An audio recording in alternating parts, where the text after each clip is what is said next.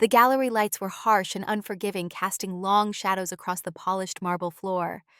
Olivia Gray stood perfectly still, a solitary figure in black among the chattering elite of New York's art world. Her gaze was fixed not on the paintings that had made her famous, but on a woman across the room, Cassandra.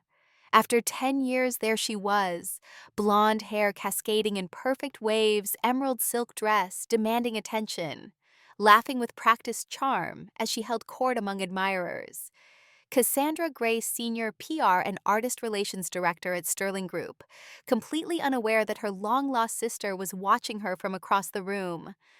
Olivia felt her pulse quicken, a decade of carefully banked rage threatening to ignite. The irony was exquisite. Her sister, who had once destroyed her future with a single lie, now wanted to profit from it. The woman who had erased her so completely didn't even recognize her. I spent 10 years building a life my sister could only dream of. Olivia thought her face a mask of calm while her heart thundered. And tonight, I take back everything that was stolen from me. The memory surged unbidden, rain on bare feet, concrete cold and unforgiving beneath her, the sound of a door locking with devastating finality.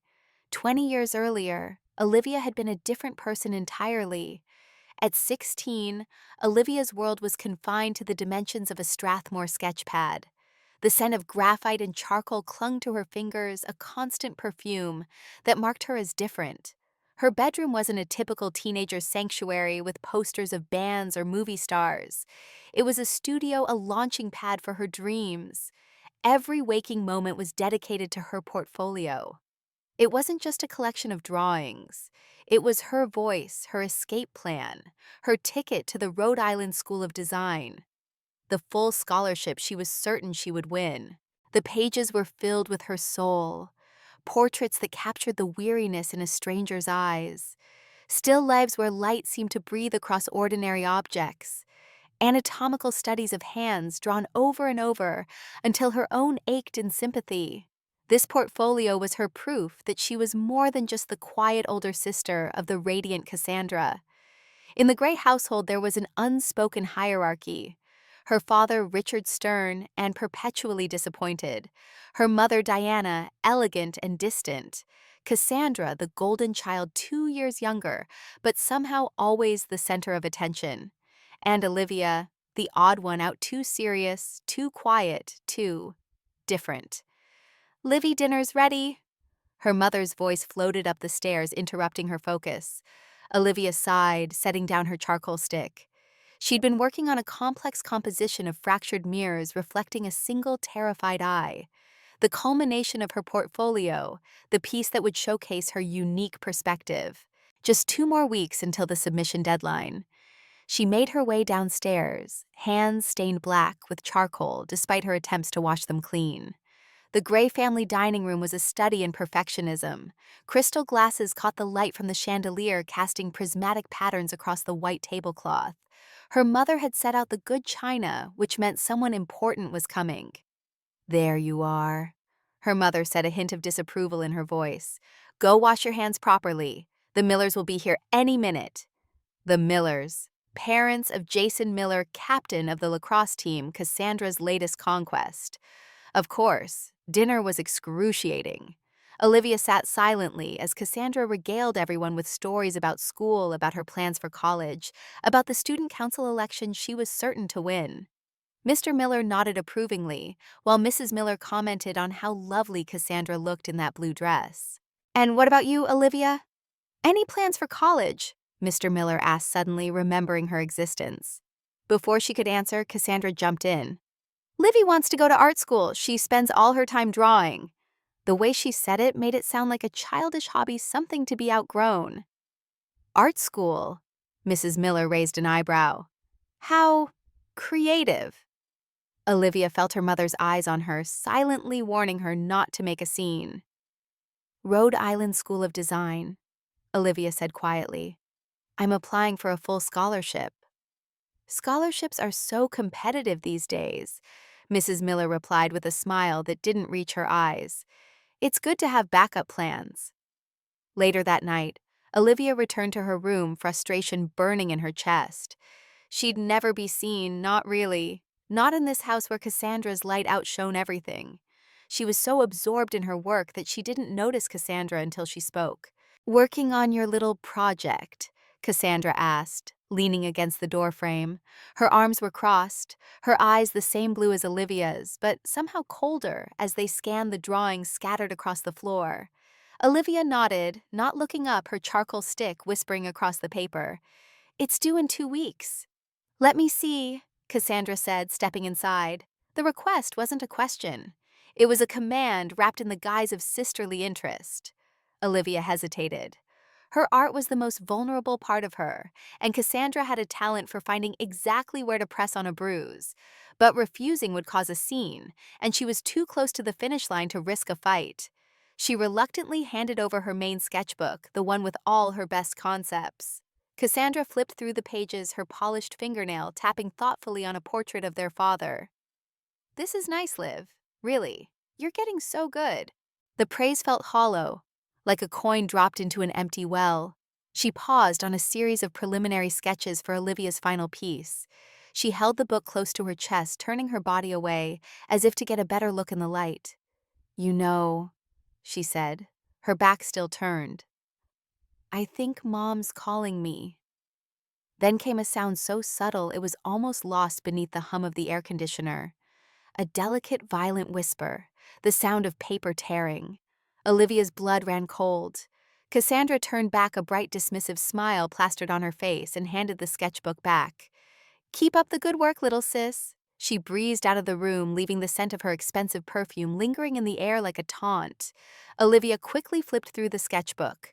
3 pages were gone, the core concepts for her final piece ripped clean from the spiral binding. Panic seized her. But what could she do? Accuse Cassandra? It would be her word against the golden child's. She told herself it was fine. She could redraw them. She had to. The evening descended with a false sense of peace. Olivia ate dinner in silence, the rhythm of silverware on ceramic plates, the only sound between them. Cassandra was animated, telling a story about her day that had their parents laughing. Olivia watched her, a knot tightening in her stomach. Cassandra was a performer, and the world was her stage. After dinner, Olivia was back in her room trying to recreate the stolen sketches from memory, when a scream tore through the house. Not a sound of fear, but of pure, unadulterated rage. "Olivia, why would you steal from your sister?" It was her mother's voice. Olivia froze, the charcoal stick snapping in her fingers. She ran out of her room and down the hall, her heart hammering against her ribs. The scene in the living room was a perfectly staged tableau of betrayal. The overhead lights were harsh, casting long, sharp shadows. Her mother stood beside the fireplace, her face a mask of fury. Her father was on the sofa, his expression unreadable but grim. And in the center of the room on her knees was Cassandra. She was sobbing, great theatrical gasps for air that shook her entire body. Her purse was overturned on the floor and her wallet lay open. A few $20 bills were scattered on the Persian rug, looking obscene in their bright greenness. I don't understand," Olivia stammered, her eyes darting between her mother's rage and Cassandra's performance. "Don't play dumb," her mother snapped. "Cassandra's birthday money is gone. $200. She saw you coming out of her room this afternoon." Cassandra looked up at Olivia, her face a mess of tears and mascara. Her voice was a broken whisper. "I didn't want to believe it. I thought I just misplaced it. But it was in my wallet and now it's gone." "I didn't go in your room," Olivia said, her voice thin. "I never went in your room." "Livy." Her father finally spoke, his voice low and heavy, each word a stone dropping into the suffocating silence. "We raised you better than this." The words hit her harder than a physical blow. They stole the air from her lungs. Her father, her quiet, steady father, wouldn't even meet her gaze. In that moment, she knew she had already been tried and convicted. Cassandra let out another ragged sob, a sound of triumph disguised as pain. She struggled to her feet, leaning on their mother for support.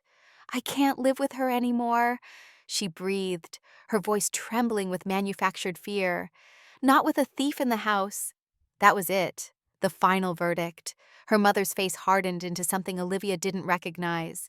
It was cold, implacable. She walked past Olivia up the stairs, and Olivia heard her moving around in her room. A few moments later, she came back down holding Olivia's worn school backpack. It was limp, barely filled with a few textbooks and a change of clothes she must have grabbed from a drawer. She walked to the front door, unlocked it, and threw the bag onto the porch. It landed with a soft, pathetic thud. "Get out," she said. The two words were flat, devoid of any emotion. They were an execution. "Mom, please," Olivia begged, tears finally spilling over, hot and useless. "It's starting to rain. I don't have any shoes on." She'd kicked them off in her room hours ago. Her mother didn't even glance down at her bare feet. "You should have thought of that before you decided to become a criminal." Olivia stood there paralyzed by disbelief. This wasn't real. This was a nightmare she would wake from. But her father stood up and walked to the door. His large frame blocked any hope of retreat. He didn't push her. He didn't have to. His silence was its own form of violence. Olivia stumbled backward out onto the cold, damp concrete of the porch. The first drops of rain were cold on her skin, dotting her t-shirt. Through the screen door, she caught a glimpse of Cassandra's face. For just a second, the mask slipped and Olivia saw it. A triumphant smirk before her sister composed her face back into a mask of sorrow. Then the heavy wooden door closed and the deadbolt clicked into place. The sound was deafeningly final. Olivia was alone. She stood on the front lawn, the grass wet and cold beneath her bare feet. The rain came down harder, plastering her hair to her face and soaking through her clothes in seconds. The house was lit up behind her, a warm, golden box of a life she was no longer a part of. Inside were her parents. Inside was the sister who had destroyed her with a few fake tears and a well-told lie. She clutched the straps of her useless backpack, the canvas growing heavy with rain. A cold, hard clarity washed over her, chilling her more than the rain ever could. They wouldn't listen. They wouldn't believe her. So she would have to make them see. In the darkness, with the rain washing away her tears, she made a vow. It wasn't loud. It was a whisper that the wind stole from her lips. One day, they would know the truth. One day, they would all be sorry. And she would be the one to show them. The first few days were a blur of bus stations and the taste of stale coffee. She had $74 in her pocket money saved from odd jobs in a single heavy backpack. Her destination was chosen by pointing a finger at a map in a greasy bus terminal. Portland, Oregon. It sounded remote. It sounded like a place no one would think to look for a runaway. It sounded like the end of the world, which felt appropriate. She found sanctuary not in a shelter, but in the quiet, dusty halls of St. Luke's, a small Episcopal church on the outskirts of the city. Father Thomas, a man with eyes as old and weary as the cracked leather of his Bible, didn't ask for her story. He simply saw a 16-year-old girl with nothing but a backpack and offered her a cot in the chilly storage room behind the altar, in exchange for keeping the place clean. And so her life was reduced to the scent of lemon polish and incense, the rhythmic sweeping of the broom, her daily meditation. She became a ghost tending to a house of God she wasn't sure she believed in, her penance for a sin she never committed. The silence of the church was a heavy blanket. It gave her space to think, but it also amplified the loneliness that was a constant dull ache in her chest. To eat, she found a job at a 24-hour diner called the Blue Moon, a place that lived up to its name with its neon sign and perpetual twilight atmosphere. Her days were a cacophony of clattering plates, shouting cooks, and the endless churning hiss of the industrial dishwasher. She worked the evening shift, her hands perpetually raw and chapped from the scalding water and harsh soap. She was invisible there too. Just the quiet girl in the back, who washed the sins of 1,000 meals away hour after hour. But the diner gave her two things: a meager paycheck that she saved obsessively, and a small windowless pantry next to the kitchen, where the staff could take their breaks. That pantry became her studio. After her shift, when the diner was quiet, save for the hum of the refrigerators, she would sit on an overturned milk crate, her back against sacks of flour, and she would draw. She used cheap newsprint the manager let her have, and charcoal sticks she bought from the town's only craft store. The world of the diner faded away, and all that existed was the page in front of her. "What are you doing back here, child?" Olivia looked up startled. A woman stood in the doorway of the pantry, her silhouette backlit by the kitchen lights. She was small, with silver hair pulled back in a tight bun, her face a map of wrinkles that suggested both severity and kindness. It was Eleanor Chen, one of the diner's regular customers. She came in every night at 2 in the morning for black coffee and a slice of apple pie. She rarely spoke, but there was something about her that commanded attention. The sharp scent of oil paint and turpentine always clung to her clothes. "Nothing," Olivia said quickly, covering her drawing a study of one of the cook's gnarled, scarred hands. Eleanor moved into the pantry, her movements slow and deliberate. She looked down at Olivia's half-hidden drawing, then at the charcoal-stained fingers trying to conceal it. "Show me," she said. It wasn't a request. Reluctantly, Olivia revealed her drawing. Eleanor studied it silently, her eyes narrowing slightly. "You're wasting your time with that charcoal," she finally said. "Your lines have weight. You need color." She turned and left without another word, leaving Olivia confused and slightly annoyed. Who was this woman to criticize her work? The next night, Eleanor left a small wooden box on her table for Olivia. Inside was a starter set of oil paints, a few stiff brushes, and a small canvas board. There was no note. There didn't need to be. Thus began Olivia's real education. She started visiting Eleanor's studio, a converted barn on the edge of town. It was a cathedral of light and chaos filled with towering canvases and the rich, earthy smell of oil paint. Eleanor never asked about her family or where she came from. She seemed to understand that the past was a locked room. Instead, she taught her. She showed her how to mix colors, how to understand the way light falls on a surface, how to build texture with a palette knife. She was a demanding teacher, gruff and impatient. But her eyes would light up when Olivia finally captured a shadow correctly, or mixed the perfect shade of gray. One afternoon, as Olivia was struggling with a landscape, Eleanor stopped her. She tapped a finger on one of Olivia's old charcoal drawings pinned to the wall, a sketch of her own feet bare and stark against a dark background. "There's truth in that," she said, her voice raspy, "but it's all shadow. You're hiding in the dark. Turn your pain into color, Olivia. Don't just show us the wound. Show us what it felt like." Her words unlocked something in Olivia. That night she stretched her first real canvas. She didn't paint a landscape or a still life.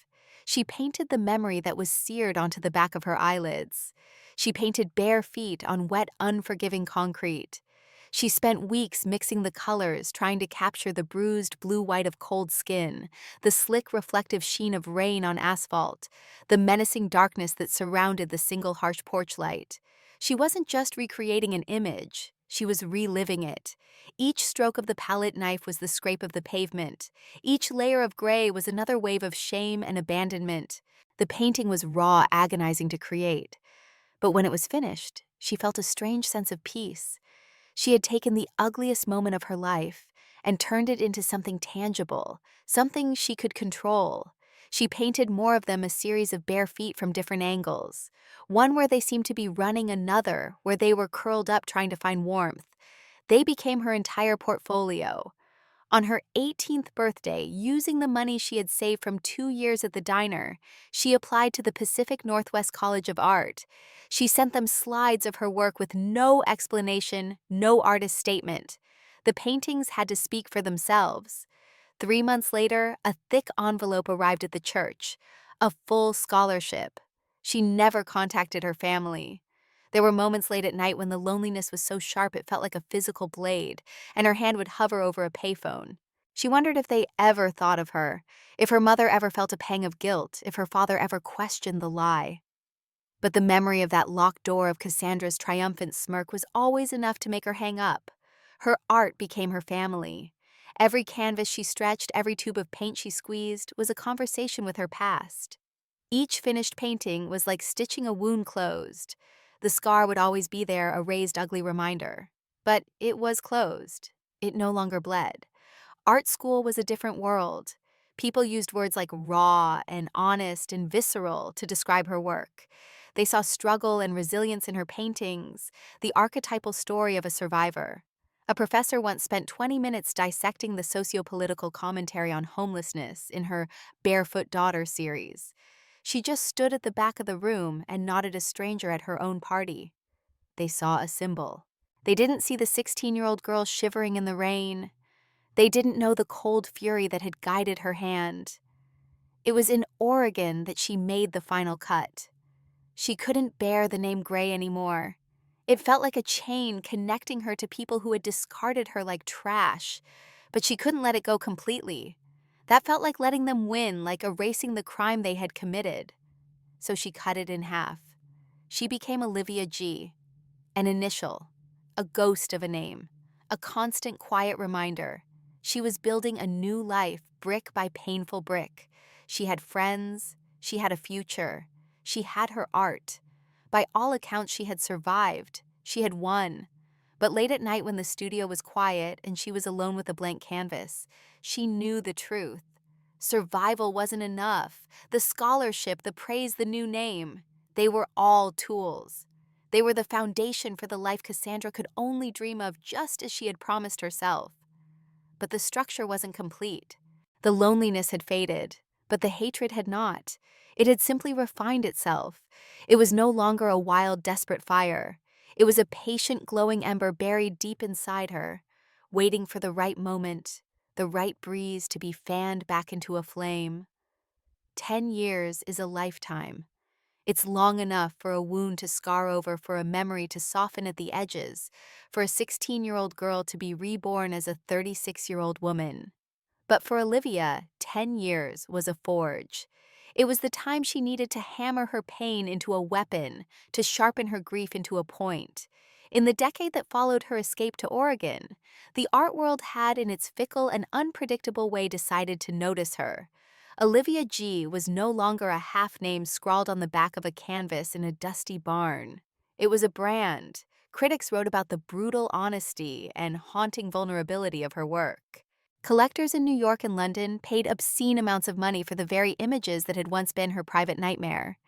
They hung her bare feet, her cold skin, her encroaching darkness on their clean white walls, and they called it genius. She had a loft in Brooklyn that was more studio than home, with windows that stretched from floor to ceiling, flooding the space with the cold, impartial light of the city. She had built a life of fortress from nothing but paint and fury. The email arrived on a Tuesday morning. It was from the curator of the prestigious Archer Gallery on the Upper East Side, a place so intimidatingly chic that she had never even dared to walk past its doors. The subject line read, "Solo Exhibition Olivia G." Her heart gave a traitorous lurch. They were offering her a career-defining show, a full retrospective of her work culminating in the unveiling of a new series. The proposed title was Reclaim Childhood. The irony was so thick, so bitter she could taste it. She hadn't reclaimed a damn thing. She had simply learned how to sell the wreckage. She scrolled down through the logistical details, the proposed dates, the marketing plan. And then she saw it under a subheading, Proposed Gallery and VIP Guest List for Opening Night. Her eyes scanned the names. Critics from the Times collectors, she knew other artists. And then a line that made the air freeze in her lungs. Cassandra Gray, Senior PR and Artist Relations Director, Sterling Group. The Sterling Group, one of the biggest gallery consortiums in the country, a direct competitor to Archer. Of course, of course. After all these years, Cassandra had climbed her way into the very world Olivia now inhabited. The name on the screen seemed to vibrate with malevolent energy. Cassandra Gray. Not a ghost, not a memory, but a real person with a title and a career existing in her city. Olivia pushed her chair back from the table, her hands suddenly slick with sweat. She walked to the window and stared down at the traffic crawling along the street below, but she didn't see it. She saw a screen door, a face contorted with fake tears, and a heavy wooden door clicking shut. Destiny, she realized, doesn't wait for an invitation. Sometimes it just shows up on your guest list. The universe was presenting her with a choice. Ignore it, delete the name and pretend the past didn't exist. Or open the door it had just knocked on. Her pulse was a frantic drum against her ribs, but her hands were steady as she sat back down at her computer. She typed a reply to the curator. She accepted the show, the title, the terms, and then she added a single line at the end. Please ensure this invitation is sent directly to Miss Gray. I've heard great things about her work. A week later, a formal invitation was sent out on the gallery's heavy cream-colored cardstock. Her name was at the top in elegant script. The Archer Gallery is proud to present Reclaim Childhood, a solo exhibition by Olivia G. She made sure a copy was couriered to Cassandra Gray's office at the Sterling Group. She imagined Cassandra receiving it, her perfectly manicured hands turning it over. Would the name Olivia G ring any bells? Would the theme of a reclaimed childhood spark a flicker of recognition of guilt? Her response came not to the gallery, but directly to the professional email address on Olivia's website. It was a testament to her ambition, her desire to poach a rising star. Subject: Your upcoming show at Archer. Dear Miss G, I received the invitation for your exhibition, and I must say the entire industry is buzzing. Your work is extraordinary. I've been following your career since your PNCA days, and the raw power you command is simply unparalleled. While Archer is a fine gallery, the Sterling Group has a global reach that I believe would be a more suitable platform for an artist of your caliber. We'd love to represent you. Perhaps we could meet for a coffee before your opening to discuss your future. All the best, Cassandra Gray. Olivia read the email 3 times. Miss G, she had no idea, not a glimmer. The sister she had thrown into the street, the girl whose future she had tried to extinguish, was now an asset to be acquired. The rage she had kept banked for a decade roared to life, a white-hot silent inferno. She hadn't just forgotten her. She had erased her so completely that Olivia could stand in front of her as a stranger. The bait so casually tossed had been swallowed whole. Olivia typed her reply, her fingers flying across the keyboard. Dear Miss Gray, thank you for your kind words. I'd be happy to meet. The opening night seems like the perfect opportunity to talk. Regards, Olivia G. The trap was set. The game had begun. 20 years later, Olivia Gray stood in her Brooklyn loft looking at a check for $2 million. The payment for her painting, Barefoot No. 7, from her original series, a stark, haunting depiction of bare feet on rain-slicked concrete, rendered in blues so cold they seemed to emanate actual chill from the canvas. The collector, a tech billionaire with more money than taste, had called it visceral and transformative. Olivia called it Tuesday Night Age 16. She placed the check carefully on her glass desk next to the invitation to her upcoming show at the Archer Gallery. The juxtaposition wasn't lost on her. $2 million for the memory of the worst night of her life, sitting beside the invitation that would bring Cassandra back into her orbit. The universe had a perverse sense of humor. Olivia walked to the floor-to-ceiling windows of her loft. From 20 stories up, Brooklyn spread beneath her like a living organism pulsing with light and movement. Her reflection ghosted in the glass, a slender woman with sharp cheekbones and calculating blue eyes, hair pulled back in a severe knot. Nothing like the frightened, rain-soaked girl she had once been. But when she closed her eyes, she was still there. Still 16. Still barefoot on that porch, the rain washing away her tears. 10 years earlier, that girl had arrived in Portland, Oregon, with nothing but $74 and a backpack of useless belongings. The bus terminal had been a fluorescent-lit purgatory smelling of disinfectant and desperation. Olivia had stood before the massive schedule board scanning destinations: Seattle, San Francisco, Chicago. Places with possibilities, perhaps, but also places where a runaway might be expected to go. Her finger had landed on Portland, Oregon. Not too far, not too close. A city she knew nothing about except that it rained a lot. Weather that matched her mood. She'd spent her first night in the terminal curled on a hard plastic seat, her backpack clutched to her chest like a shield. The security guard had eyed her suspiciously, but hadn't bothered her. She looked like just another college student waiting for a connection. The second night was harder. The terminal closed at midnight, forcing her onto the streets. Portland in November was cold and wet, the rain a constant companion that soaked through her thin jacket. She wandered aimlessly, seeking doorways and overhangs that offered some protection from the elements. By the third day, hunger had become a physical ache, a constant companion more demanding than the loneliness. She found a 24-hour diner and spent $3 on coffee just to sit somewhere warm. She nursed the bitter liquid for hours, watching the steady parade of night owls and early risers. "You look like you could use this more than me." A man in a clerical collar had slid into the booth across from her, pushing a plate with half a sandwich toward her. Father Thomas had kind eyes set in a weathered face. He didn't ask questions when she devoured the sandwich in 3 desperate bites. He simply waited, watching her with a gentle patience that eventually broke through her defenses. "I need somewhere to stay," she'd finally admitted, the words scraped raw from her throat. "Just for a little while." St. Luke's Episcopal Church wasn't much to look at from the outside. A modest red brick building with stained glass windows that had seen better days. Inside, it was all worn wooden pews and the lingering scent of incense. The storage room behind the altar became her sanctuary, a narrow space just big enough for a cot and a small dresser. "You can stay as long as you need," Father Thomas had told her, showing her the single bathroom with its temperamental shower. "In exchange, you help keep the place clean. Can you do that?" Olivia nodded, grateful beyond words. It was a trade she could make with dignity and tact. "I'd rather wash 1,000 dirty dishes than go back to that house," Olivia whispered to herself as she scrubbed the industrial sink at the Blue Moon Diner. She'd been working there for 3 months now, taking the evening shift that no one else wanted. From 4 in the afternoon until midnight, she stood in the steaming kitchen, hands raw from hot water and industrial detergent. The work was mindless, exhausting, and exactly what she needed. The physical labor left her too tired to dwell on what she'd lost. The paycheck, meager as it was, gave her a sense of control she hadn't felt since that night on the porch. The Blue Moon was a classic American diner, all chrome and neon, with red vinyl booths and a jukebox that played nothing recorded after 1975. The clientele was a mix of truckers, night shift workers, and the occasional group of drunk college students seeking greasy salvation.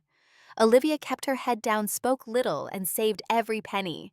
She'd established a routine: work, church, sleep, repeat.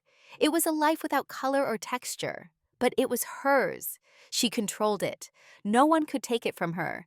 The small pantry off the main kitchen became her escape. During her breaks, she would sit on an overturned milk crate, balancing her sketch pad on her knees, drawing with the cheap charcoal sticks she'd bought at the craft store down the street. She drew what she saw: the short-order cook's hands scarred and nimble, the waitress's tired eyes, the trucker with the missing front tooth who always ordered the same thing: meatloaf with extra gravy. She was sketching one night, a study of coffee cups arranged on the counter, when she sensed someone watching her. Looking up, she found herself being observed by one of the diner's regular customers, a small Asian woman with steely gray hair pulled back in a severe bun. Eleanor Chen came in every night at exactly 2 in the morning, ordered black coffee and a slice of apple pie, and sat in the corner booth reading art journals or sketching in a small notebook. She rarely spoke to anyone, just left a generous tip, and disappeared into the pre-dawn darkness. "You have talent," Eleanor said, her voice accented and direct. "But you wasted on these exercises." She gestured dismissively at Olivia's sketchpad. Olivia bristled. "They're just sketches." "No," Eleanor shook her head. "They are hiding places. You draw what is safe, what is in front of you, not what is inside you." She turned and walked away, leaving Olivia confused and irritated. Who was this woman to judge her drawings? The next night, Eleanor left something on her table before departing. A small wooden box that Olivia discovered contained artist-grade oil paints, brushes, and a canvas board. No note, no explanation. Olivia should have been offended at the presumption, but curiosity won out. That night, in the dim light of her church storage room, she opened the box. The scent of linseed oil and pigment filled the small space. She touched one of the brushes, feeling the spring of the bristles against her fingertip. It had been so long since she'd worked with real materials. After her shift the next day, she found herself following Eleanor's path out of the diner. The older woman didn't seem surprised when Olivia fell into step beside her. "Why did you give me these?" Olivia asked. Eleanor didn't break stride. "Because talent without courage is worthless." They walked in silence for several blocks until they reached an old converted barn on the outskirts of the city. Inside, the space opened up into a cathedral of art. Massive canvases lined the walls, tables were crowded with paint tubes and jars of brushes, and the air was thick with the smell of turpentine and creation. "This is my studio," Eleanor said simply. "You may use it. I will teach you what I know." "Why would you do that?" Olivia asked, suspicious of generosity after everything that had happened. Eleanor's eyes, dark and penetrating, studied her face. "Because 30 years ago I was you, young, angry, talented, and very alone." In the months that followed, Olivia spent every free hour in Eleanor's studio. The older woman was a demanding teacher, ruthlessly critiquing Olivia's technique, pushing her to dig deeper to find the truth beneath the surface. "No, no, no," Eleanor would snap, snatching a brush from Olivia's hand. "You paint like you are afraid of the canvas. Attack it. Make it submit to your vision." Eleanor had escaped China during the Cultural Revolution, leaving behind family friends and a budding career as an artist. She had rebuilt her life from nothing, teaching art at local colleges, while creating work that eventually earned her recognition in galleries across the country. Now, in her 70s, she had retreated from the art world, focusing solely on her own work, and now on Olivia. "Why portraits?" Eleanor asked one day, gesturing to Olivia's latest attempt, a realistic but uninspired painting of a man waiting at a bus stop. "They're what I'm good at," Olivia replied. "They're what you hide behind," Eleanor countered. "You observe others so you don't have to examine yourself." Olivia bristled. "What should I be painting then?" Eleanor walked to a corner of the studio where Olivia had pinned some of her older sketches. She tapped a finger on one that Olivia had almost forgotten, a quick study of her own feet drawn in the church storeroom during those first desperate weeks. "There's truth in that," Eleanor said, her voice raspy but kind. "But it's all shadow. You're hiding in the dark. Turn your pain into color, Olivia. Don't just show us the wound. Show us what it felt like." That night, Olivia returned to her room at the church and stared at her bare feet. They were no longer the soft, pampered feet of a suburban teenager. 2 years of standing on concrete floors had toughened them, created calluses and character. But when she closed her eyes, she could still feel the cold, wet concrete of that porch, the shock of being cast out, the physical manifestation of rejection. The next day, she stretched her first real canvas in Eleanor's studio. She didn't think about what she was doing. She just mixed colors, blues and grays, that captured the cold, wet darkness of that night. Flesh tones that held the memory of warmth rapidly fading. The harsh yellow of the porch light that had illuminated her disgrace. She painted feet, her feet standing on a concrete step slick with rain. Just that. No context. No explanation. Just bare, vulnerable feet on the threshold between belonging and banishment. Eleanor watched silently as Olivia worked, not offering criticism or guidance. When Olivia finally set down her brush, exhausted, and drained, the older woman simply nodded. "Now you are painting," she said quietly. The Barefoot series emerged over the next 6 months. 12 canvases each depicting feet in various positions, running standing, curled in pain, tentatively testing new ground. Each painting capturing a different aspect of Olivia's journey from that porch to the present. She never painted faces, never included any identifiable context. Just feet and the surfaces they encountered: concrete, asphalt-worn, carpet-splintered wood. The critics would later call it a meditation on homelessness, on displacement, on the fundamental human need for solid ground. For Olivia, it was simply the truth. She couldn't speak, but could paint. On her 18th birthday, Eleanor brought out a bottle of rice wine and 2 small cups. "Today you become an adult in the eyes of the law," she said, pouring the clear liquid. "What will you do with this freedom?" Olivia had been thinking about this for months. "I want to apply to art school." Eleanor nodded approvingly. "The Pacific Northwest College of Art has a good program. Not as prestigious as some, but the teachers understand what art is for." "I can't afford it," Olivia said, the familiar weight of limitation settling on her shoulders. "You will apply for scholarships," Eleanor replied matter-of-factly. "Your work is strong enough, and if it's not, you will make it stronger." With Eleanor's guidance, Olivia prepared her portfolio. The centerpiece was the Barefoot series, photographed professionally, with money Eleanor insisted was an investment, not charity. Olivia sent applications to 5 schools, but PNCA was her first choice. It was close enough that she could maintain her connection with Eleanor, but would still represent a new beginning. The acceptance letter arrived at St. Luke's 3 months later, offering a full scholarship based on the strength of her portfolio. Father Thomas had hugged her, genuinely delighted by her success. Eleanor had simply nodded, as if the outcome had never been in doubt. "Before you go," Eleanor said during their last session together, "you must decide who you will be." "What do you mean?" Olivia asked, confused. "Your name," Eleanor replied. "It connects you to your past. Will you carry it forward or create something new?" Olivia hadn't considered this. Her name was one of the few things she'd brought with her from her old life. Olivia Gray, daughter of Richard and Diana, sister of Cassandra, a name that belonged to a family that had discarded her. "I can't be Olivia Gray anymore," she said slowly, "but I don't want to erase myself completely. That feels like letting them win." In the end, she chose a compromise. She became Olivia G., not an erasure, but a paring down, a recognition of what had been lost and what remained. When she enrolled at PNCA that fall, no one knew her story. She was simply Olivia G., a talented freshman with a distinctive style and a serious demeanor. She kept to herself, focusing on her work, building her skills, and establishing a new identity, separate from both the suburban teenager she'd been and the dishwasher she'd become. Art school was a shock after 2 years of isolation. Suddenly, she was surrounded by people her age, all passionate about creation, all trying to find their voice. The language of critique was foreign at first, words like juxtaposition and negative space and visual narrative. But the underlying concepts were familiar thanks to Eleanor's tutelage.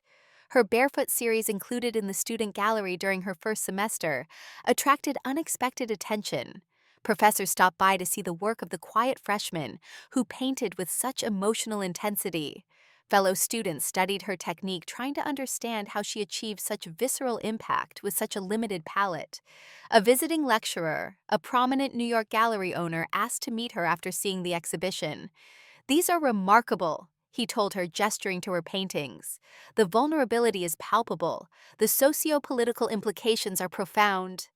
Olivia nodded, not knowing how to explain that there were no socio-political implications. There was only pain transformed into art. But she was learning that once art entered the world, the artist's intentions became almost irrelevant. People saw what they needed to see. "You should consider showing in New York when you're ready," the gallery owner said, handing her his card. "Raw talent like yours is rare." She took the card, not believing for a moment that anything would come of it. New York was another world, as distant and unattainable as the moon. But as her education progressed, her reputation grew. By her junior year, her work was being included in group shows throughout the Pacific Northwest. A small Portland gallery offered her a solo exhibition during her senior year, which sold out entirely on opening night. Art critics began using phrases like unflinching honesty and emotional resonance to describe her paintings.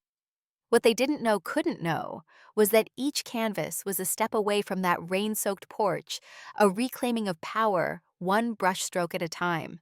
Graduation arrived with both a sense of accomplishment and trepidation. The structured environment of school had provided safety deadlines and direction. Now she faced the uncertain life of a working artist.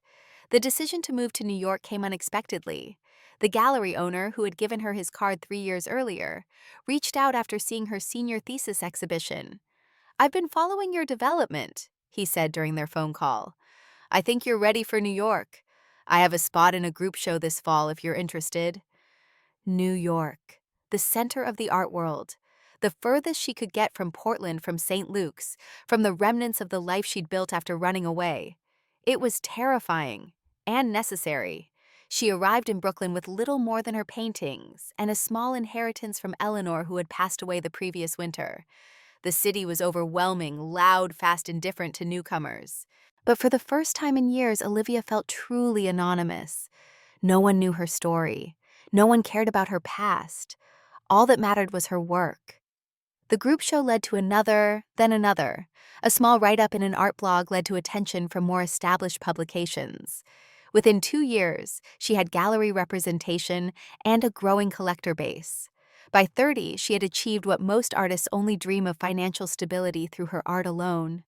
She bought a loft in a converted factory building, with ceilings high enough to accommodate her increasingly large canvases and windows that bathed the space in northern light.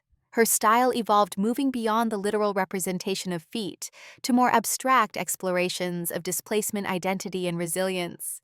But the emotional core remained the same: the transformation of pain into beauty, of powerlessness into creation. At 32, the Museum of Modern Art included one of her pieces in a group exhibition on contemporary American painting. Standing in the gallery on opening night surrounded by art world luminaries, Olivia experienced a surreal moment of dissonance. The barefoot girl on that porch could never have imagined this moment. The dishwasher at the Blue Moon would have laughed at the impossibility. A prominent critic approached her, champagne flute in hand. "Your work has such authenticity," he said, gesturing toward her painting. "It feels lived rather than observed." Olivia offered a tight smile. "Thank you." "I'm curious," he continued, oblivious to her discomfort, "about your use of the initial in your professional name. Is there a story there?" For a moment, Olivia considered telling him about the night that had defined her, about the sister who had betrayed her, about the parents who had believed the lie. Instead, she said simply, "Some parts of ourselves we keep private, even in a world of constant exposure." He nodded appreciatively, as if she'd said something profound rather than evasive. Well, whatever the reason, Olivia G has become quite the brand. Mysterious, memorable, a brand. That's what her pain had become. A marketable identity that collectors could discuss over cocktails. That night alone in her loft, Olivia found herself thinking about Cassandra for the first time in years. What had become of the golden child? Had she achieved the success that had seemed preordained? Was she happy? Did she ever think about the sister she had destroyed? Olivia had never searched for her family online, had never tried to track their lives. It felt too much like caring, and she had worked too hard to reach a place of indifference. But now, with the height of success providing a new vantage point, she found herself wondering. The next morning, she resisted the impulse to search. Instead, she threw herself into a new series of paintings, larger and more ambitious than anything she'd attempted before. She worked with a ferocious intensity, as if trying to outrun the past that suddenly seemed to be nipping at her heels. The email from the Archer Gallery arrived 6 months later, breaking through the protective bubble she had built around herself. Solo exhibition Olivia G, a career-defining opportunity. And there, buried in the details, the name that changed everything: Cassandra Gray, Senior PR and Artist Relations Director, Sterling Group. How many Cassandra Grays could there be in the art world? Only one who would have the connections to be invited to a major gallery opening. Fate, it seemed, had a perverse sense of timing. Olivia stared at the invitation on her computer screen, her mind racing with possibilities. She could decline the exhibition. She could request that Cassandra be removed from the guest list. She could continue as she had for almost 20 years, keeping the past firmly in the past. Or she could face it, confront it, use it. The thought crystallized, slowly taking shape like one of her paintings, layer by layer. What if this wasn't a threat, but an opportunity? What if after all this time she could finally show Cassandra exactly what she had become? Not with words or accusations, with success, with the very talent Cassandra had tried to crush. Olivia's hands trembled as she typed her reply to the gallery, accepting the exhibition and requesting specifically that Cassandra be invited. It felt like stepping off a cliff, not knowing if she would fly or fall. Cassandra's response came quickly: professional, enthusiastic, completely unaware of who Olivia G really was. The perfect trap. For the next 2 months, Olivia poured herself into preparation for the show. The gallery would display a retrospective of her career from the early Barefoot series through her more recent abstract works. But the centerpiece would be something new, something created specifically for this moment. She stretched the largest canvas she had ever worked with, 7 feet tall by 5 feet wide. a monumental surface that demanded a monumental statement. Night after night, she stood before it, brush in hand, recreating the scene that had defined her life. The rain-slicked concrete of the driveway, the harsh glare of the porch light, the closed front door, a monolithic slab of judgment. And in the center, a girl 16 years old, barefoot, her clothes clinging to her thin frame, her hair plastered to her face. But unlike her memory where the girl was crying, her face a mask of terror and disbelief in the painting, the girl looked directly at the viewer out of the canvas, past the rain, and into the warm, sterile gallery where she knew she would one day hang. And on her face, there was the faintest trace of a smile. Not a smile of happiness or forgiveness, a smile of absolute chilling certainty. The smile of a person who knew a secret, who knew how the story was going to end. As the opening night approached, Olivia felt a strange calm descend. 10 years of running, 10 years of rebuilding, 10 years of creating a life her sister could only dream of. And now the moment when those paths would finally converge again. She titled the centerpiece, 16. She didn't invite Eleanor, who was gone. She didn't invite Father Thomas, who had retired to Arizona. She didn't tell her friends in the art world about the personal significance of this show. This was between her and Cassandra, a reckoning 20 years in the making. The night before the opening, Olivia stood in her loft looking at her reflection in the window. She barely recognized herself sometimes, the confident, successful woman who commanded respect in one of the world's most competitive industries. Was she still the same person who had been thrown out of her home, who had slept in bus stations and washed dishes until her hands cracked and bled? Yes and no. She was a palimpsest, each version of herself written over the previous one, never fully erasing what came before.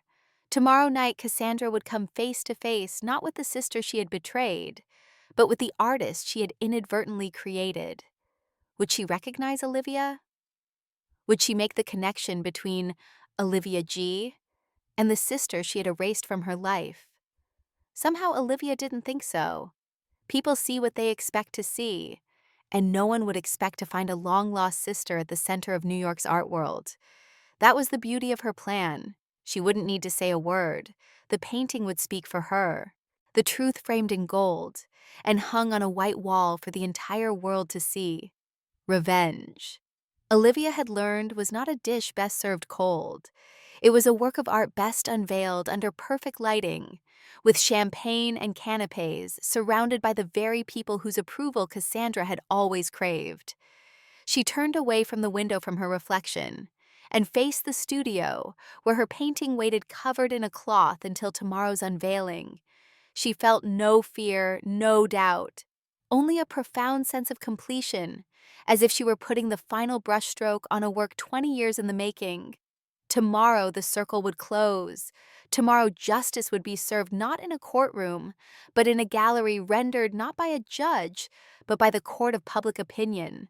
Tomorrow, Cassandra Gray would finally see what had become of the barefoot girl she had once discarded like trash. And Olivia would watch every moment of the realization dawn on her sister's face. She was ready. The Archer Gallery was a symphony in white. White walls, white marble floors, white light pouring down from track lighting on impossibly high ceilings. It was a sterile, perfect void designed to make the art on the walls scream with meaning. Tonight, it was filled with the low murmur of New York's cultural elite, a sound like expensive bees buzzing around a hive of ambition. The air was thick with the scent of money power and overpriced Chardonnay. Olivia stood for a moment in the arched entryway, an observer at her own coronation. They were all here to see her pain beautifully framed and expertly lit. She had dressed for the part of the artist, a simple, severe black dress that fell to her ankles, her hair pulled back in a tight knot. No jewelry. Her only adornment was deep blood-red lipstick worn like a declaration of war. She moved through the crowd a ghost in her own exhibition. People she didn't know stopped her, their faces beaming with congratulatory smiles. They shook her hand, their grips either too firm or too limp. They used words like powerful and devastating to describe her work, their eyes scanning the room for someone more important to talk to. It was all a performance, a well-rehearsed play, and Olivia knew her lines. As she navigated through the throng, A peculiar thought surfaced. In 20 years. She had gone from invisible to visible in all the wrong ways. They saw her art, but not her truth. They admired her technique, but couldn't fathom the journey that had forged it. For a brief moment, she questioned whether this revenge would truly give her what she needed. Then she saw her. Cassandra was holding court near one of the largest pieces from Olivia's early collection, a swirling vortex of grays and blacks that critics had dubbed absence. She was exactly as Olivia had imagined she would be, only more polished, more dazzling. Her blonde hair was styled in perfect cascading waves. She wore a silk dress in a shade of emerald green that demanded attention, a stark slash of color in the monochrome room. She laughed at something a portly man in a tuxedo said, tilting her head back, a picture of effortless charm and success. She was Cassandra Gray's senior PR manager, a predator in her natural habitat. She was hunting, and tonight Olivia was her prey.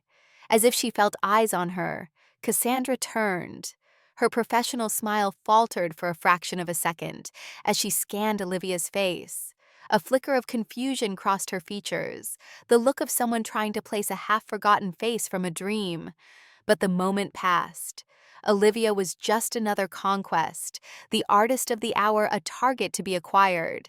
Her smile clicked back into place, brighter this time, and she disengaged from her conversation, making a direct line for Olivia. She moved through the crowd like a shark, all grace and predatory intent. When she reached Olivia, she didn't offer a handshake. She enveloped her in an embrace, her arms cool and firm around Olivia's shoulders. It was a public display of ownership, a territorial marking. The scent of her perfume, the same one from 20 years ago, but more expensive now, filled Olivia's senses, a sudden suffocating wave of memory. She smelled of lies and ambition. Olivia G. She breathed, her voice a low conspiratorial purr. We finally meet. I'm Cassandra Gray. I know who you are, Olivia said, her voice perfectly even. Cassandra's eyes, the same blue as Olivia's, but somehow colder, did a quick appraising sweep of Olivia's face. Your work is haunting, she said, gesturing to the paintings around them. Her eyes were bright with a collector's gleam, not a sister's recognition. The way you capture such desolation, it's truly remarkable. It's like you've lived it. This was it, the opening salvo. Olivia let a small, sad smile touch her lips. Pain tends to leave a mark, doesn't it? It certainly does, Cassandra agreed, nodding sagely, completely missing the second meaning hidden beneath the surface. She saw a troubled artist, a lucrative commodity. She didn't see the barefoot girl she had created. It's what makes your art so marketable. Authenticity is everything these days. She launched into her pitch, her voice a symphony of flattery and business acumen. She talked about the Sterling Group's global reach, their private client list, the press they could generate. She was good. Olivia had to give her that. She was a master puppeteer, and she saw Olivia as a new valuable puppet to add to her collection. Olivia listened, nodding in all the right places, her gaze never wavering from Cassandra's. She was searching for any sign, any flicker of memory, but there was nothing. The slate had been wiped clean. In Cassandra's mind, the sister she'd betrayed had simply vanished from the earth. And in her place stood this interesting, profitable stranger. The curator, a nervous man named Jonathan, scurried over to them, a prominent art critic from the New York Review of Arts in tow. The critic was a woman with a severe haircut and an expression of intellectual boredom. This was the moment Olivia had been waiting for. Olivia, this is Genevieve Astor, Jonathan said, wringing his hands. Ms. Astor has been a great admirer of your work. Genevieve Astor's eyes, magnified by thick-rimmed glasses, fixed on Olivia. Your thematic consistency is compelling, Ms. G, she said, her voice dry as dust. This focus on dispossession, on the trauma of the unseen wound. What is the source of this inspiration? What drives you to return to this theme again and again? The small circle fell silent. Cassandra stood beside Olivia, a proprietary smile on her face, eager to hear the answer she could spin into a press release. The air grew still, the gallery's buzz fading into a distant hum. This was Olivia's stage, her spotlight. She turned her head slightly so she was looking at the critic, but could still see Cassandra in her periphery. She let the silence hang for a beat too long, drawing every eye toward her. "My sister," she said, her voice quiet, but carrying in the sudden stillness. "My sister once taught me a very valuable lesson." She paused, then met the critic's gaze. "She taught me how cruelty looks when it cries." The words dropped into the silence like stones into a frozen lake. There was a moment of collective confusion. The critic's brow furrowed. Jonathan looked bewildered, but Cassandra froze. Her smile didn't fade. It fractured. It became a brittle, grotesque thing fixed on her face. The color drained from her cheeks, leaving behind a pasty white foundation. For the first time that night, she truly looked at Olivia. She looked past the severe dress and the red lips and the name Olivia G. And she saw the 16-year-old girl she had thrown out into the rain. Olivia saw the recognition dawn in her eyes, a slow-motion explosion of horror. Cassandra let out a short, sharp bark of a laugh. It was a terrible sound, high-pitched and strangled. What a wonderfully poetic way to put it," she stammered, her voice an octave higher than before. "Artists always so dramatic." But the damage was done. Genevieve Astor wasn't looking at Olivia anymore. Her sharp analytical gaze had swiveled to Cassandra, sensing a story far more interesting than anything on the walls. From the corner of her eye, Olivia saw the red light of a press camera blink on. A photographer, sensing the shift in tension, had lifted his camera and was focusing on Cassandra's face, capturing the precise moment the mask of her perfect life began to crack. Cassandra's hand trembled as she reached for a flute of champagne from a passing waiter, her knuckles white around the stem. Olivia turned back to the critic, her expression serene. "It wasn't poetry," she said calmly. "It was a memory." She excused herself, then leaving Cassandra trapped in the spotlight of their sudden, intense scrutiny. Olivia walked away, melting back into the crowd, the buzz of conversation slowly resuming, but with a new charged undercurrent. She had drawn first blood. She had planted the seed of a story, a question mark, right in the heart of Cassandra's professional world. But as she stood in front of the veiled centerpiece at the far end of the gallery, she knew this wasn't the victory. This was just the overture. To humiliate Cassandra here in Olivia's territory on Olivia's terms was one thing.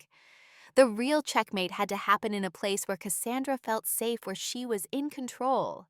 It had to be a public execution in her own throne room, and Olivia knew just the place. In a month, the Sterling Group was hosting its annual charity art auction, a major event on the city's social calendar. And this year's chairperson and organizer, the one whose face would be on every press release, Cassandra Gray. The final act wouldn't take place in Olivia's reclaimed childhood. It would take place in the heart of the life Cassandra had built on Olivia's erasure. The month following the gallery opening was a study in strategic silence. Cassandra did not reach out. There were no panicked phone calls, no angry emails. She simply vanished from Olivia's orbit, a clear sign that her chosen defense was denial. She would pretend the conversation with the critic never happened, that Olivia's words were nothing more than the eccentric ramblings of an artist. She would bury the truth under the weight of her carefully constructed life. But Olivia knew she was rattled. She had cracked the foundation, and now she was ready to bring the entire building down. The annual Art for Tomorrow charity auction, hosted by the Sterling Group, was the crown jewel of Cassandra's career. It was an event where the city's old money and new tech collided, bidding on art to fund scholarships for underprivileged students, a cause so noble it was the perfect shield for an evening of shameless social climbing. And as the event's chairperson, Cassandra's face was on every invitation, on every society blog, her name synonymous with taste, power, and philanthropy. This was her stage, her kingdom, the perfect place for a public dethroning. 2 weeks before the event, Olivia made her move. She had her assistant contact Cassandra's office with an offer as a gesture of goodwill. She, the celebrated Olivia G., would like to donate a piece to the auction. The response was immediate and ecstatic. Cassandra herself sent an email gushing with professional gratitude, saying how honored she was to feature Olivia's work. She saw it as a peace offering, a white flag. She thought she had won, that Olivia had been intimidated by her silence and was now trying to curry favor. She had no idea Olivia was gifting her a Trojan horse. The piece Olivia sent was not from her new collection. It was an old work one she had kept hidden in her private storage for years. It was one of the first oil paintings she had ever completed in Eleanor's barn, the rawest and most honest of the series. She titled it simply Barefoot Daughter. As she prepared the painting for delivery, Olivia found herself pausing, hand hovering over the surface. This canvas had been the first real expression of her pain created when the wound was still fresh. Eleanor's words echoed in her mind. Turn your pain into color. Don't just show us the wound. Show us what it felt like. That had been her first step toward reclaiming her story. Not just documenting it, but transforming it. For a fleeting moment, she wondered if there was another path forward beyond revenge. But the memory of Cassandra's cold smile at the gallery steeled her resolve. Some debts had to be paid in full. On the night of the auction, the grand ballroom of the Pierre Hotel was glittering. A sea of black tie gowns and tailored tuxedos flowed beneath crystal chandeliers, their laughter echoing off the gilded ceiling. Olivia sat at a table in the back, a silent observer. She had chosen a seat with a clear view of the stage and the large screens that flanked it, which now showed a rotating slideshow of the event's glamorous attendees. She saw Cassandra immediately. She was a vision in a gown of shimmering gold moving through the room with the confidence of a queen. She was laughing, shaking hands, posing for photographers, a dazzling sun at the center of her own universe. The auction began. The auctioneer, a man with a silver tongue and a bespoke suit, moved through the early lots with practiced ease, a sculpture, a photograph, a minor Warhol print. Paddles were raised. Polite applause followed each sale. The atmosphere was jovial, self-congratulatory.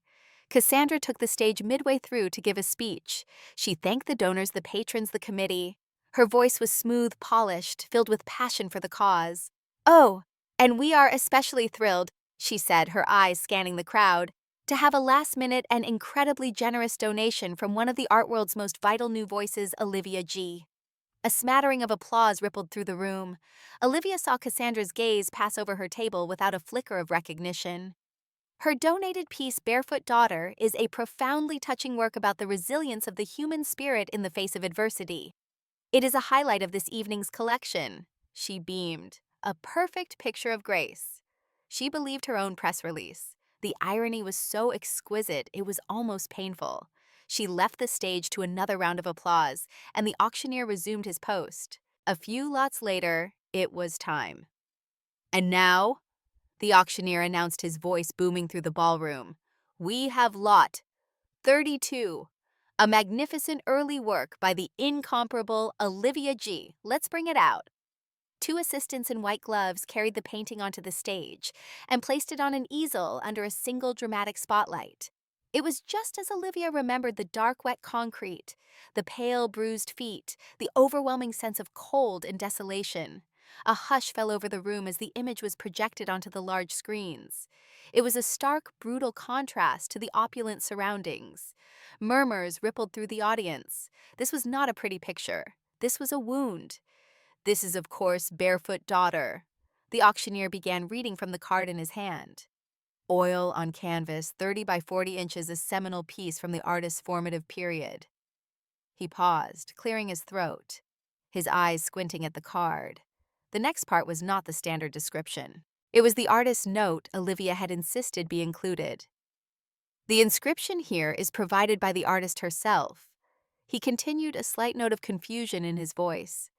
He read the words slowly, clearly, their meaning unfolding in the silent room, like a drop of poison in a glass of water. "Painted by the girl who was thrown out barefoot at 16. Silence. Absolute, deafening silence. The clinking of glasses stopped. The idle chatter died. Every head in the room, 1,000 pairs of eyes, was either fixed on the painting or turning, searching for the artist. Olivia could feel their collective intake of breath, a single sharp gasp. She looked at the head table. Cassandra was frozen, her hand halfway to her wineglass. The practiced, brilliant smile was gone, replaced by a slack-jawed mask of horror. Her face, projected in high definition on the screens flanking the stage, was a landscape of pure panic. Her lips painted a vibrant red trembled slightly. She understood in that single public moment. She understood everything. The auctioneer, flustered by the palpable tension, tried to recover. "A powerful and deeply personal statement," he stammered. "A truly remarkable piece. Shall we start the bidding at $50,000? No one moved, no paddles were raised. The silence stretched thick and suffocating. Then a new voice cut through it. A reporter from ArtNet, a woman Olivia knew by sight, stood up from her table near the front. She wasn't looking at the auctioneer. She was looking directly at Olivia. "A question for the artist, if I may," she called out, her voice sharp and clear. "Ms. G, is this piece autobiographical?" Every head in the room swiveled in Olivia's direction. The spotlight she had been avoiding all night had found her. She could feel hundreds of eyes on her, hungry for the story, for the drama. Olivia didn't stand. She remained seated, a small, still point in the swirling chaos. She didn't look at the reporter. Instead, she lifted her gaze and locked eyes with her sister. Cassandra was still frozen at the head table, a golden statue of terror, her face on the giant screen a monument to her undoing. Olivia gave a small, almost imperceptible shrug, and in a voice that was calm, clear, and loud enough for the entire ballroom to hear, she answered the reporter's question. She'd know. A supernova of camera flashes exploded from the press section. A barrage of light and sound. The clicks of the shutters were like machine gun fire. They weren't aimed at Olivia. Every single lens was pointed at Cassandra. Her face, already pale, turned as white as the tablecloth in front of her. The giant screens captured it all, the widening of her eyes, the slight tremor of her lower lip, the dawning catastrophic realization that her world, the glittering, perfect world she had built, had just been publicly and irrevocably set on fire. The lie she had told in the quiet of their living room 20 years ago was now the headline story painted in oil and sold to the highest bidder, right in the center of her kingdom. Olivia didn't stay to watch the chaos unfold. As the first camera flashes turned into a blinding strobe, she slipped out a side exit, melting into the cool Manhattan night. She didn't need to be there for the immediate aftermath. She had lit the fuse. The explosion would happen with or without her. She took a cab back to her Brooklyn loft, the city lights smearing across the rain-streaked window. She felt no elation, no triumphant joy, just a quiet, hollow calm, the calm of a task 20 years in the making finally completed. As the cab crossed the bridge, Olivia found herself thinking of Eleanor. "What would you make of this old friend?" she whispered to the ghost of her mentor. Eleanor had taught her to transform pain, not to inflict it. Yet here she was, having weaponized her art in the most devastating way possible. Had she honored Eleanor's teaching or betrayed it? Perhaps both. By the time she walked into her studio, her phone was already vibrating incessantly. She placed it face down on her work table and ignored it. She didn't need to answer. She knew the story had already broken free of the ballroom and was tearing through the digital world at the speed of light. The next morning, the dam broke. It was everywhere. ArtNet, the publication whose reporter had asked the fateful question, had the exclusive. Their headline was sharp and damning. "The painting that silenced a ballroom Olivia G. masterpiece accuses PR exec Cassandra Gray of cruelty." That was just the beginning. By noon, it was mainstream. The New York Times culture section ran a more reserved but equally devastating piece. "Beyond the canvas, a charity auction of family's painful past is put up for bid." Page 6, never one for subtlety, went straight for the jugular. Sister Act art world mogul Cassandra Gray accused of framing abandoning famed artist sister Olivia G. The story had everything the modern media machine craved: art money, family secrets, and a beautiful, tragic victim who had risen from the ashes. Olivia became Saint Olivia, the prodigal daughter cast out, who had returned not for forgiveness, but for a reckoning. Cassandra was the villain, the cruel, ambitious sister, a modern-day Cinderella story told in reverse. Then came the social media storm. The hashtag #BarefootDaughter started trending. Olivia's Instagram account, usually a quiet portfolio of her work, gained 500,000 followers in 24 hours. The comments were a deluge of outrage and support. "Wait, so Cassandra Gray built her career after throwing her 16-year-old sister out on the street with no shoes? That's next-level evil." I'm sorry, but the power move of exposing your abuser via a painting at an auction she is hosting is legendary. Olivia G is my new hero. Truth bomb. Just saw the video of Cassandra Gray's face when the auctioneer read the inscription. OMG. You can literally see her soul leave her body. Hat karma. Reporters unable to get to Olivia started digging. They found old high school yearbooks. They unearthed a photo of a smiling Gray family from a local newspaper 20 years ago. Father Richard, Mother Diana, a radiant Cassandra, and a quiet, awkward Olivia standing in her shadow. The narrative was solidifying with every article, every tweet, every shared post. They were building Olivia's legend on the ruins of Cassandra's reputation. But as she scrolled through the coverage, Olivia felt a growing unease. This wasn't just her story anymore. It had become a spectacle with people projecting their own narratives onto her canvas. They wanted a simple tale of victim and villain of justice served cold. But the reality was messier, more complex. Her revenge, meticulously planned for 2 decades, was being reduced to clickbait and hot takes. It wasn't just about Cassandra anymore. It was about who controlled the narrative. Olivia had spent 20 years reclaiming her story through her art. She wouldn't let it become a commodity for public consumption now. Cassandra predictably went into damage control. On the third day, a formal statement was posted to her now-locked Instagram account and released through the Sterling Group's legal team. It was a masterpiece of corporate non-apology. This is a deeply private and painful family matter that has been grossly taken out of context for public consumption. The statement read, "My sister has always been a uniquely creative and sensitive individual. While we have had our differences as all families do, the narrative being spun is a painful misrepresentation of our shared history. I have always and will always love my sister and wish her nothing but peace and success."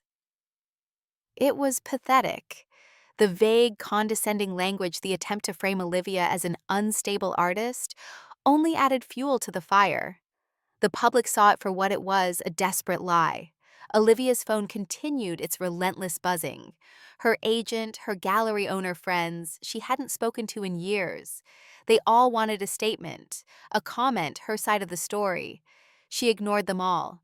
She knew that her silence was more powerful than any words she could offer. The story was telling itself. Her only response was a single post on her own Instagram. She didn't write a caption refuting Cassandra's statement. She didn't need to. She simply posted a high-resolution detail shot of the bare feet in the painting, the texture of the oil paint thick and visceral. Below it, she wrote only 6 words. "Truth dries slower than tears." The art world and the public alike interpreted it as a mic drop. The post went viral. Her painting, Barefoot Daughter, which had been pulled from the auction amidst the chaos, was now the most famous piece of contemporary art in the world. The Archer Gallery, which owned the piece from her retrospective, was fielding offers from museums and private collectors. The initial $50,000 starting bid was a joke. It was now valued at over $3 million. The consequences for Cassandra were swift and brutal. The Sterling Group, facing a PR nightmare of its own, announced she was taking an indefinite leave of absence, which everyone knew was code for being fired. The charity she had championed, Art for Tomorrow, issued a statement distancing themselves from her, citing the need to protect the integrity of their mission. Corporate sponsors for her other projects pulled out their morality clauses, suddenly remembered. In the space of a week, the glittering world Cassandra had so carefully constructed had been dismantled board by board. Throughout it all, Olivia's parents remained silent. She checked her phone a dozen times a day, not out of hope, but out of a cold clinical curiosity. No calls, no texts, no emails. Their silence was its own confession. They were ashamed. They were terrified. They knew that if they reached out, Olivia held the power to drag them into the inferno with Cassandra. Their cowardice, the same cowardice that had allowed them to throw her out 20 years ago, was the reason they stayed hidden. The final act came on a Friday night. Olivia was in her studio cleaning her brushes, the city lights twinkling outside her massive windows. A news alert flashed on the TV she kept on in the corner. It was a live report. A local news channel had tracked Cassandra down. The footage was grainy, shot with a handheld camera. She was leaving a high-end grocery store dressed down in a hoodie and sunglasses, a pathetic disguise. A scrum of reporters descended on her microphones and cameras shoved in her face. "Ms. Gray, do you have a comment on the allegations? Is what your sister's painting depicts true?" She tried to push through them, her face a mask of panic. She looked small-hunted. A reporter more aggressive than the rest got right in her face, his voice sharp. "Just one question, Ms. Gray. Did you lie?" The question hung in the air for a moment. She stopped. Her shoulders slumped. The fight went out of her. The camera zoomed in on her face as she looked up, her eyes wide with a despair so profound it was almost cinematic. She opened her mouth, but no sound came out.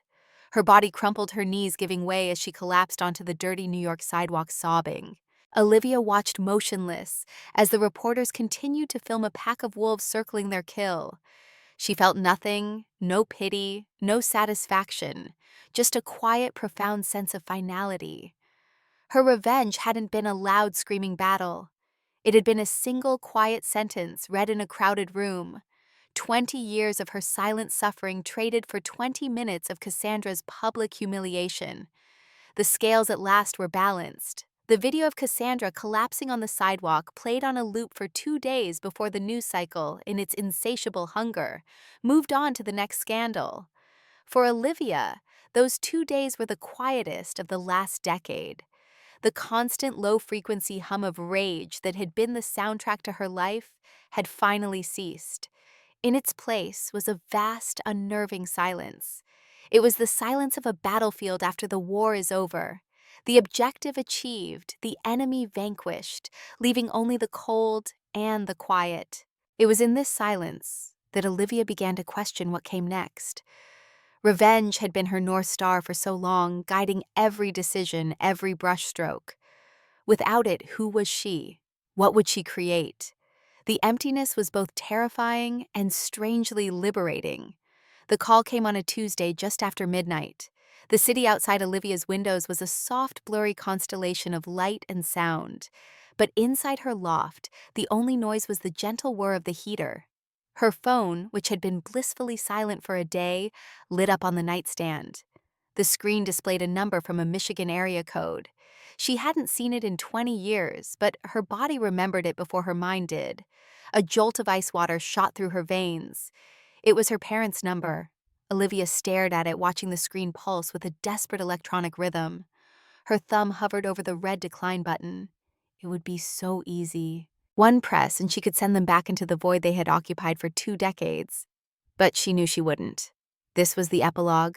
The story wasn't finished until the last character had spoken their lines. With a deep breath that did nothing to calm the sudden tremor in her hand, she answered. She said nothing. She just listened to the static, a sound that seemed to stretch across a continent, and 20 years of silence. Then a voice thin and fragile, a ghost of the one she remembered. Olivia. It was her mother. She sounded old. The sharp, commanding tone that had ordered her out of the house was gone, replaced by a reedy, uncertain tremor. Olivia still said nothing. She let her mother sit with the weight of that single word, the first word she had spoken to her daughter in 2 decades. "Olivia, please," she whispered, and Olivia heard a wet, gulping sound, the sound of someone trying to swallow a sob. "I saw you on the news, the paintings, all of it." She paused, gathering her strength. It it wasn't supposed to happen like that." The excuse was so weak, so utterly predictable, that it didn't even spark anger, just a profound, weary sadness. Olivia finally found her voice. It was lower than she expected, steady and cold. "Like what?" she asked. "What wasn't supposed to happen? The part where the world found out, or the part where it happened in the first place?" "No," her mother said quickly, defensively. "The fight, the lie, it was just a stupid, childish thing." "You believe the lie?" Olivia stated it. It wasn't an accusation. It was a fact, as simple and as hard as stone. "You didn't ask a single question, you just believed her." That's when her mother broke. A raw, ragged sob tore from her, the sound of a grief 20 years too late. "We thought you took her money." she cried, the words tumbling out between gasps. She was so convincing. She was crying. And you were always so quiet, so in your own world. We didn't know what to think. We made a mistake, Olivia, a terrible, terrible mistake. Olivia closed her eyes. There it was, the confession, the word she had imagined hearing in 1,000 different ways over 20,000 lonely nights. She had pictured herself screaming at them, crying, throwing their pathetic apology back in their faces. But now hearing them spoken, she felt nothing. The part of her that had craved this admission had died long ago, somewhere in a cold church storage room in Portland. The tears didn't come. The rage didn't return. There was only a strange hollow feeling of release, like a prisoner who has been holding a heavy rock for so long that when it's finally taken away, their arms feel unnaturally light, empty. Olivia remained silent, letting her mother's sobs fill the space between them. When she finally spoke again, her voice was thick with tears and a new desperate tactic pity. Your sister Olivia. Cassandra's lost everything, she whispered. Her job, her apartment, all her friends, they've all abandoned her. She won't leave her room. She just sits in the dark and cries. She's destroyed. Olivia thought of Cassandra's face on the TV crumpled in public despair. She thought of her own despair, the kind no one had filmed, the kind she had endured in silence for years. The comparison was clinical, an emotionless calculation. Now she knows how it feels. Olivia said, her voice soft, but without a trace of sympathy. There was a sharp intake of breath on the other end of the line. It was not the response her mother had wanted. She had wanted absolution, pity, a bridge back to the daughter she had lost. Olivia had given her a mirror. Can I see you? She asked, her voice dropping to a desperate plea. Please, your father and I, we want to see you. We need to see you. Olivia should have said no. The smart, self-protective part of her screamed to hang up, to block the number, to finish the war, and walk off the battlefield for good. But another part of her, the part that paints the part that needs to see things to their absolute conclusion, knew she had to. She needed to see their faces not as the monstrous giants of her memory, but as who they were now, two old broken people who had made a terrible choice. Fine, she said. There's a coffee shop on the corner of 5th and Union. Tomorrow noon. I have 30 minutes. She didn't wait for a reply. She just hung up. The next day, she saw her mother before her mother saw her. Diana Gray was sitting at a small table by the window, nervously shredding a napkin into a pile of white lint. She looked smaller than Olivia remembered. Her shoulders slumped, the lines on her face deeper. Her father was beside her, staring into a cup of coffee, as if it held the answers to the universe. He looked gray. That was the only word for it. The life, the stern authority Olivia remembered had been drained out of him, leaving a gray, hollowed-out shell. Olivia walked to their table. Her mother's head snapped up, and her eyes... Olivia's eyes widened. They filled with a decade's worth of tears. Olivia, she breathed. She stood up, her arms outstretched, her body moving toward Olivia in a gesture of automatic maternal instinct. She was going to hug her. She was going to try and hold her, to close the 20-year continent-wide chasm between them, with a simple physical embrace, as if it were a scraped knee that could be kissed and made better. Olivia didn't flinch. She didn't recoil. She simply took one small, deliberate step backward. Her arms remained at her sides. It was not a violent rejection, but a quiet, unreachable boundary. It was a statement, you don't get to touch me. You don't get that comfort. That version of me, the daughter who would have run into your arms, is gone. You killed her. Her mother's arms faltered, then dropped to her sides. The tears spilled over, running down her face in silent, useless streams. Her father finally looked up at Olivia, his eyes filled with a shame so profound he couldn't hold her gaze. He just looked at the space between them, the few feet of empty air that might as well have been a canyon. They stood there for a long moment in the bustling coffee shop, a silent, tragic tableau. Olivia looked at their faces, at the ruin they had made of their own family, and the last embers of her hatred finally cooled into ash. They weren't monsters. They were just weak, and she was done. She turned without a word and walked out, leaving them with their coffee and their regrets. As the cold street air hit her face, a question floated through her mind, a question the world would probably ask of her one day. Could she ever forgive them? And for the first time, the answer wasn't a hard, violent no. Forgiveness, maybe. Perhaps one day, for her own sake, to be truly free, she could find a way to let go of the weight. But forgetting never. That was a promise she had made to a barefoot girl in the rain. And it was the one promise she would always keep. A week after she walked away from her parents in the coffee shop, a thick cream-colored envelope appeared in Olivia's building's mailroom. It had no return address, just her name and the loft's address written in an elegant looping cursive she recognized instantly. It was Cassandra's handwriting. For a moment she considered throwing it away unopened. The war was over. She had no interest in reading the terms of surrender, but curiosity, the artist's curse, won out. Inside, there was a single sheet of matching stationery. The message was 5 words written in the same perfect script, though the ink was slightly smudged in one corner, as if by a tear.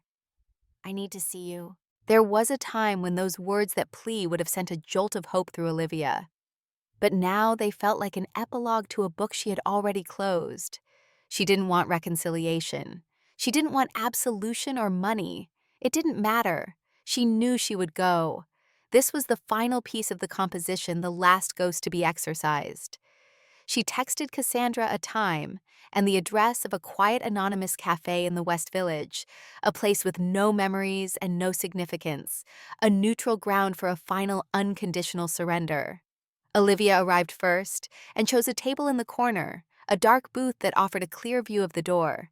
She ordered a black coffee and watched the steam rise, a gray, formless ghost in the dim light. Cassandra was exactly 5 minutes late, just enough to suggest a casualness she clearly didn't feel.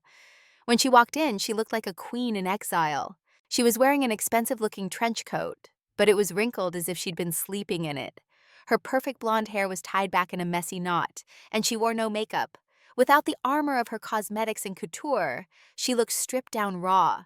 Her face was pale and puffy, and her eyes, Olivia's eyes, were red-rimmed and swollen, underlined, with dark, bruised-looking circles. She looked like she hadn't slept in a week. She saw Olivia, and for a moment she hesitated at the door, a flicker of the old arrogant pride warring with her new desperate humility. Humility won. She walked to Olivia's table and slid into the booth opposite her. A waitress came over, but Cassandra just shook her head, her gaze fixed on the tabletop. The silence stretched, filled only by the distant hiss of an espresso machine and the clink of Olivia's spoon as she slowly stirred her coffee. I lost my job, Cassandra said finally, her voice a hoarse, broken whisper. It was not the opening Olivia had expected. She had anticipated tears, accusations, a dramatic plea. Instead, she began with a simple, brutal accounting of her losses. They let me go. The board said my position was untenable. She let out a dry, humorless laugh. Untenable! That's what I am now. Olivia took a sip of her coffee. It was bitter. She said nothing. The sound of her spoon against the ceramic as she placed it on the saucer was the only reply Cassandra deserved. I lost the apartment. She continued, her voice gaining a slight hysterical edge. The co-op board invoked the moral turpitude clause in my lease. Can you believe that moral turpitude? Because of a painting. She looked up at Olivia, then her eyes pleading, searching for a flicker of sympathy, of alliance against an unfair world. She found none. Olivia's face was a blank canvas. I lost everything, Liv. She whispered, the words catching in her throat. My friends, the people I worked with for years, they don't answer my calls. It's like I don't exist. Or worse, like I'm a disease they're afraid to catch. Olivia continued to stir her coffee, the small circular motion a hypnotic calming ritual, round and round a vortex in a cup. She was an observer, a critic studying a piece of performance art. The performance was titled, The Consequences of Your Own Actions. It was, she had to admit, quite compelling. Cassandra's composure finally crumbled. Her face contorted, and the first sob tore through her. Why? She choked out, tears running freely down her pale cheeks. Why would you do this to me? The question was so utterly, breathtakingly selfish that it almost made Olivia laugh. After everything, after 2 decades of silence and suffering, her first question was not, "How could I have done that to you?" but, "Why would you do this to me?" She still saw herself as the victim. But then something shifted in Cassandra's eyes. The self-pity was replaced by a flicker of something older, something uglier. "The truth," she said, the words barely audible. "I was jealous." Olivia stopped stirring. She looked at Cassandra, really looked at her, and waited. "You had the one thing I could never have," she continued, her voice gaining a strange, distant quality, as if she were reciting a long-rehearsed confession. "You had the talent. I was the pretty one, the popular one. I got the good grades, I had the right friends. But you could do that thing. You could sit in your room with a piece of paper and a pencil, and you could make magic. You could create something out of nothing." She looked down at her own hands, manicured and useless, resting on the table. "They loved me, but they admired you," she said, referring to their parents. "They were proud of me, but they were in awe of you. I would hear them talking late at night. 'Olivia has a gift,' Dad would say. 'She sees the world differently.' They never said that about me. I was just reliable. 'Cassandra will do well, but Olivia might be great.'" The confession was laid bare on the table between them, ugly and pathetic. It was the truth, but it was a truth 20 years too late to matter. It explained everything and changed nothing. Olivia leaned forward slightly, her voice low and devoid of emotion. She asked the only question that was left. "So you lied to destroy me?" Cassandra looked up, her face a mess of tears and regret. She didn't try to deny it. She didn't try to excuse it.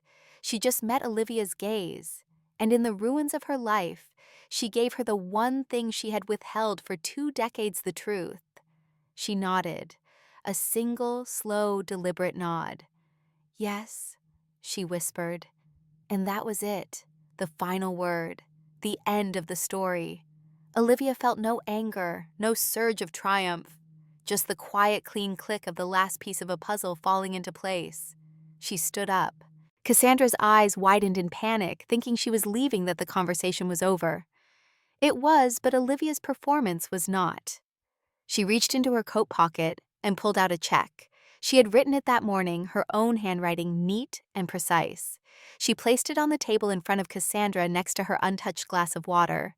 Cassandra stared at it, her tear-filled eyes struggling to focus on the numbers.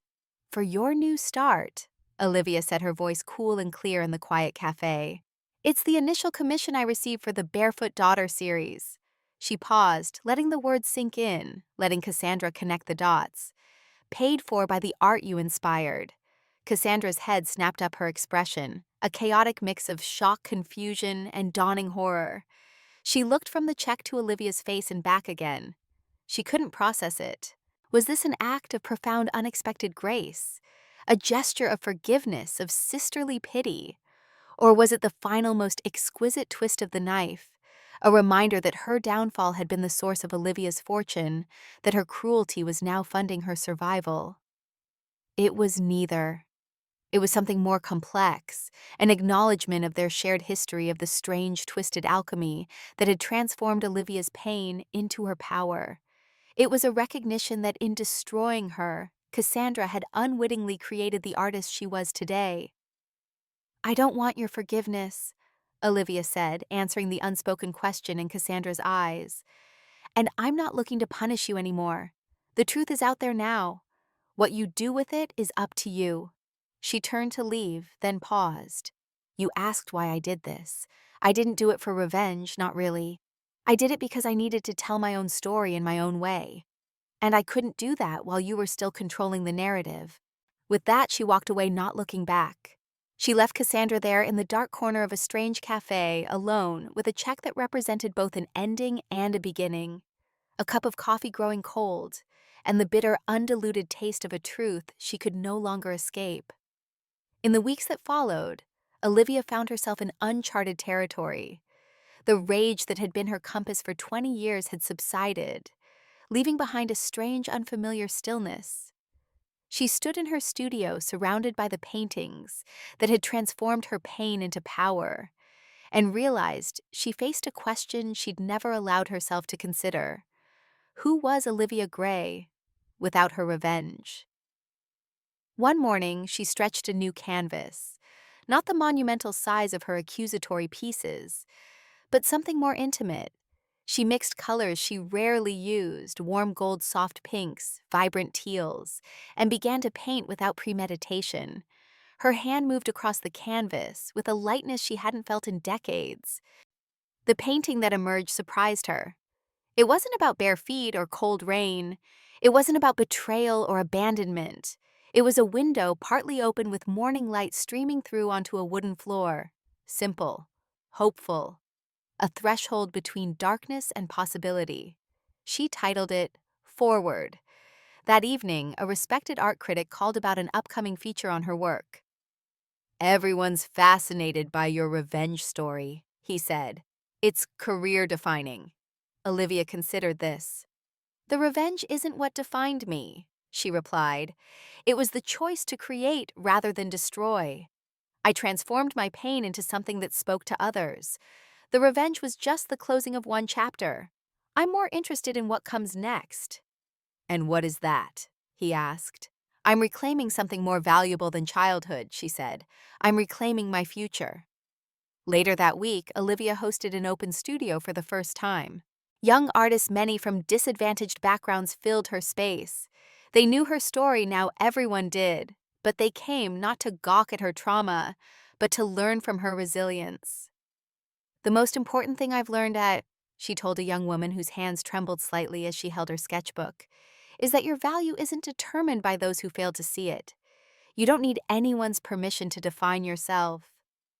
As the evening ended, Olivia stood at her window watching the city lights.